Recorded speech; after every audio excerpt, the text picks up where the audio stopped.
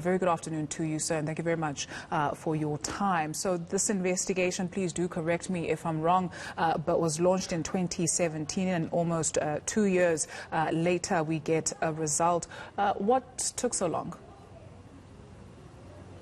Good afternoon, and good afternoon to your listeners too.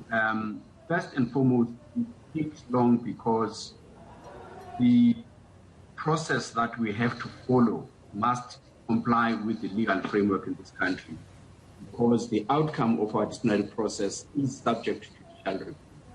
What does that mean? It means that we need to frame the charges against the accused in a way that is based on facts, well-established facts, which you can only do after you have concluded a thorough investigation of that person's improper conduct.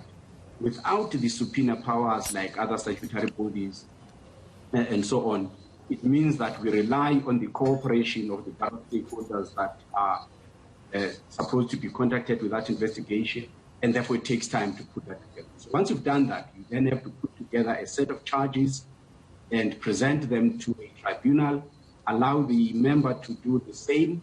The tribunal must be a panel of independent people that would be available at the same time when the representatives for the accused are available. So that takes time to just coordinate the diaries even on that basis. And then you go through the process, at the end of which, when the finding has been made, the person is also afforded an opportunity to make representations so that it allows the tribunal to make the determination of the extent of the infraction and the appropriate sanction that must be levied as a result of that process. So that process does take time. And at times, when the representatives come forth, they will raise all manner of questions that we need to respond to. And for a fair process to be seen to be fair, you need to respond to those appropriately. We can appreciate that. And what are some of the findings that led to Saica excluding him from the body? There's a number of, there's 12 obviously out of the 18 charges that is found guilty of. Some relate to negligence, some relate to gross negligence. In some instances, the tribunal felt that there was some misleading information being provided to the board and to the other stakeholders, and the violation of the Code of Professional Conduct. This relates to the procurement of the 1064 locomotives at Transnet, and it relates to the payment to in excess of 30 million rands at Eskom, and it relates to the Tegeta guarantee that was provided, as well as the financial assistance provided to Tegeta as a result of his. His exclusion from Saica means what exactly? Has he effectively been expelled, or is this just a break period and he can come back after 5 years? We do know now that he is a former chartered accountant. What it means, you can't use the designation CASA in any way or form in his dealings with people that he deals with. That stays effective for a period of at least 10 years.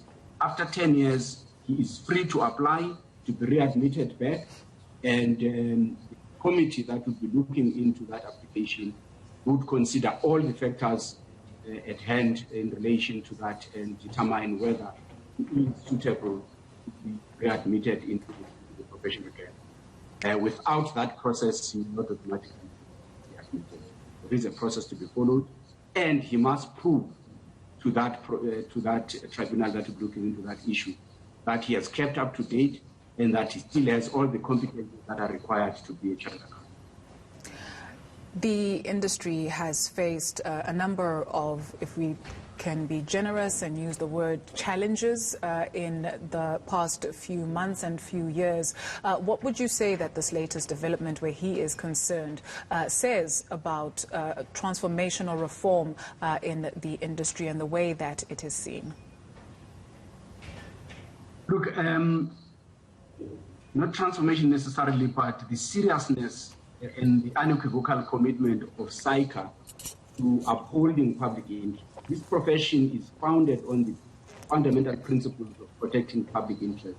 And we would like to make sure that our members continue to respect that. And when they fall short of that standard, we deal with them and deal with them accordingly. And I think this step is a step that confirms that. And even though the process takes long, but we do deal with all of our members without fear or favor and without any hesitation. The disciplinary committee also imposed sanctions against him. Can you share those with us?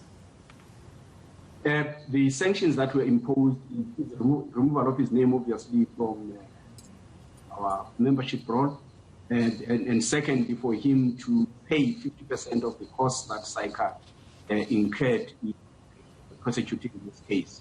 Of course, we also have to make everybody aware that this case is now concluded, and this is how the case has been concluded. Therefore, the judgment in this case is available as on the website, and people can see the detail of that judgment. Saica CEO, the South African Institute of Chartered Accountants, Mr. Freeman Nomvalo. And Ngozi, thank you very much for your time.